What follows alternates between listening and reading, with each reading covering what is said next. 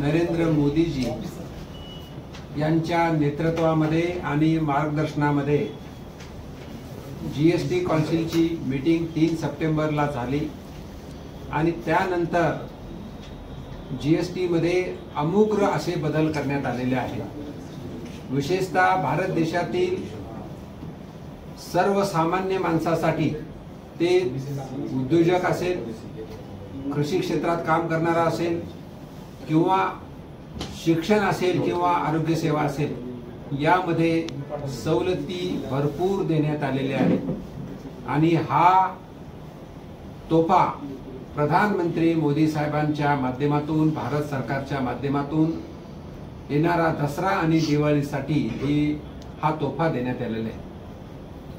या जीएसटीच्या बदलामुळे जो जीएसटीचा स्लॅब 4 बिंदूमध्ये होता, 5%, 12%, 18% आणि 28%, तर 4 मध्ये तोडून फक्त 2%वरती जीएसटीचा स्लॅब आलेला आहे, 5 आणि 18%। बऱ्याच ठिकाणी जीएसटी अगदी शून्य करण्यात आलेली आहे, म्हणजे कुठलाही टॅक्स लागणार नाही। विशेषतः दररोज लागणाऱ्या गोष्टी असतील, सर्वसामान्यांना लागणाऱ्या गोष्टी असतील, शिक्षणाच्या गोष्टी असतील आणि आरोग्याचा विमा असतील, हा 0 करण्यात आलेला आहे। पण काही विलासीच्या म्हणजे चैनीच्या गोष्टी असतील, त्यावरचा जीएसटी मात्र तसाच 40% ठेवलेला आहे। उदाहरणार्थ विविध प्रकारची दारू असेल, सिगारेट असेल, गुटखा असेल, तंबाखू असेल किंवा महागडी गाडी असेल। एकंदरीत या जीएसटीच्या माध्यमातून 48,000 कोटी प्रत्येक वर्षी बाजारामध्ये जातील, चलनात जातील, सर्वसामान्यांच्या माध्यमातून खर्च होईल आणि एकंदरीत जर पाहिलं तर जीडीपी साधारण 2 लाख कोटींना त्याच्यामध्ये इम्प्रूव्हमेंट होती।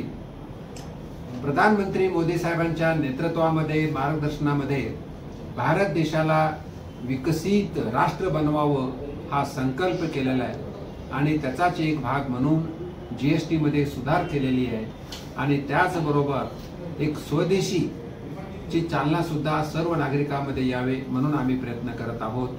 मला पूर्णपणे खात्री आहे की भारत देशातला प्रत्येक नागरिक हा राष्ट्रप्रेमी आहे, हा सुजाण आहे आणि यांच्या माध्यमातून हा सुधार स्वीकारतील आणि भारत देशाला एक विकसित राष्ट्र बनवण्यासाठी नक्कीच याचा प्रयत्न होईल असं मला वाटतं। किती तारीखपासून याचा फायदा होईल? हा जीएसटीचा जो सुधार झालेली आहे ती नवरात्राचा पहिला दिवस म्हणजे 22 सप्टेंबर पासून याचा फायदा होणार आहे। सगळ्यांना हे देतो, त्याच्यामध्ये काय काय झाले हे आम्ही तुम्हाला सगळं देता येणार छापता, पण हे तुम्हाला छापता। आणि आता विशेष म्हणजे याची सुरुवात कधीपासून? 22 तारखेला नवरात्र सुरू होते, 22 सप्टेंबर पासून, आणि 22 सप्टेंबर पासून या जीएसटीची नवीन सुरुवात होईल। आता मोदी साहेबांचा 17 तारखेला वाढदिवस आहे, वाढदिवसामध्ये वेगवेगळे कार्यक्रम आहेत म्हणून राष्ट्रनेता तो राष्ट्रपिता पखवाडा आम्ही साजरा करणार आहोत, ते भाजपच्या माध्यमातून, त्याच्याबद्दल जास्त बोलत नाही। आणि विशेष म्हणजे या जीएसटीच्या याच्यामध्ये मी दोन्ही कमिटीवरती आहे। केंद्रातून जी कमिटी झाली त्या केंद्राच्या कमिटीमध्ये 9 लोक त्याच्यात मी सदस्य म्हणून आहे आणि महाराष्ट्राच्या कमिटीमध्ये मी त्याचा हेड आहे, मुख्यच आहे, जीएसटी कमिटीचा हेड आहे। एकंदरीत लोकांना सुलभदृष्ट्या सोप्या भाषेत माहिती व्हावी म्हणून आमची तुम्हाला विनंती आहे, तुम्ही तुमच्या लोकप्रिय दैनिक असेल किंवा डिजिटल मीडियाच्या माध्यमातून मदत करावी। पेट्रोल आणि डिझेल घेत असते। जीएसटी काउन्सिल मध्ये सर्व राज्याचे फायनान्स मिनिस्टर असतात आणि फायनान्स मिनिस्टरची मत विचारात घेऊन जीएसटी काउन्सिल निर्णय घेते, म्हणून याच्यामध्ये पेट्रोल आणि डिझेलला हे केलेलं नाही।